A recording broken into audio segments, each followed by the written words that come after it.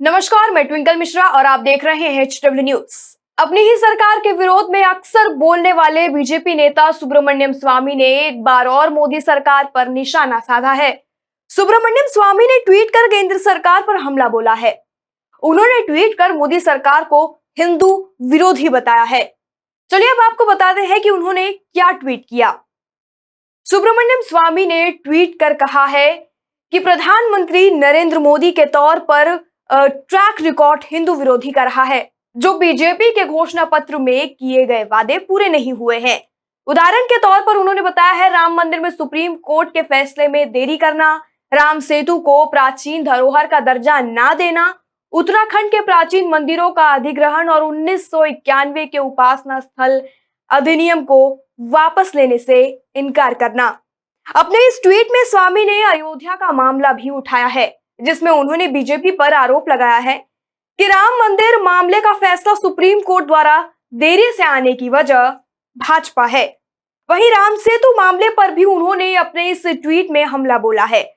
उन्होंने कहा है कि अभी तक सरकार ने राम सेतु को प्राचीन धरोहर होने का दर्जा नहीं दिया। आपको बता दें कि बीजेपी के एजेंडे में राम सेतु को प्राचीन धरोहर देने की बात कही गई, लेकिन अभी तक उस पर काम नहीं हुआ है।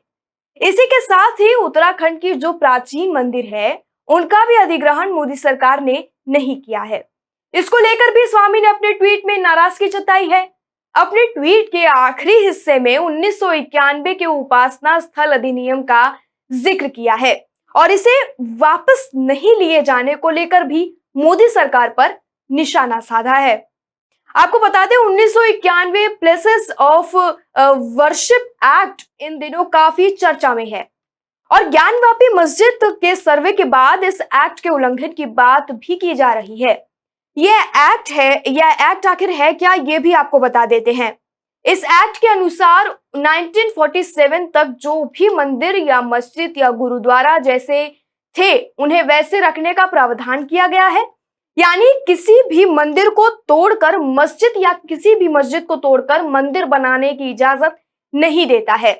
लेकिन इस एक्ट से अयोध्या बाबरी मस्जिद मामले को अलग रखा गया था, क्योंकि यह मामला आजादी के पहले से कोर्ट में चल रहा था। आपको बता दें कि ज्ञानवापी मामले में 1991 प्लेसेस ऑफ वर्शिप एक्ट का उल्लंघन का हवाला दिया है।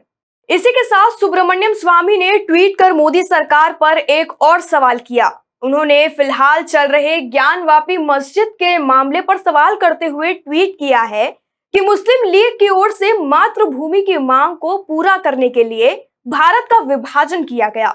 जो मुसलमान भारत में रहे, उन्होंने पारस्परिक रूप से भारतीय संविधान को स्वीकार करने पर सहमति जताई थी। इसलिए अब भी ज्ञानवापी मस्जिद को लेकर कानून ये कहेगा कि ये क्षेत्र हिंदुओं को दे देना चाहिए, तो हमें उम्मीद है कि मुसलमान उस कानून का सम्मान करेंगे। सुब्रमण्यम स्वामी की अगर बात करें तो ऐसा पहली बार नहीं है कि उन्होंने मोदी सरकार पर हमला किया हो। इसके पहले भी कई सारे मुद्दों पर स्वामी ने मोदी सरकार को घेरने का काम किया है। स्वामी ने भारत की जमीन पर चीन के कब्जे का सवाल उठाया था। उन्होंने पूछा था कि राष्ट्रीय सुरक्षा के नाम पर यह छुपाना कितना सही है कि चीन ने हमारी कितनी जगहों पर कब्जा किया है। उन्होंने ट्वीट करते हुए लिखा कि पीटीएस से पूछता हूं कि क्या राष्ट्रीय सुरक्षा के नाम पर यह छिपाना सही है कि चीनी सेना ने लद्दाख में हमारी कितनी जमीन पर कब्जा कर लिया है। स्वामी इससे पहले भी कई बार चीनी सैनिकों द्वारा भारतीय भूमि पर कब्जे का दावा करते आए हैं। इसी के साथ हम आपको सुब्रमण्यम स्वामी का एक और ट्वीट बताते हैं, जिसमें उन्होंने देश की स्वास्थ्य क्षेत्र और अर्थव्यवस्था पर सवाल किया था। राज्यसभा सांसद ने ट्वीट कर कहा कि आज बीजेपी के अपनी मूल विचारधारा की उपेक्षा करने, यानी जो उसे जनसंघ से विरासत में मिली थी, उससे विपक्ष को फिर नई उम्मीद मिली है, जो कुछ समय पहले ही सत्ता में भाजपा के उभार से हतोत्साहित हो गया था।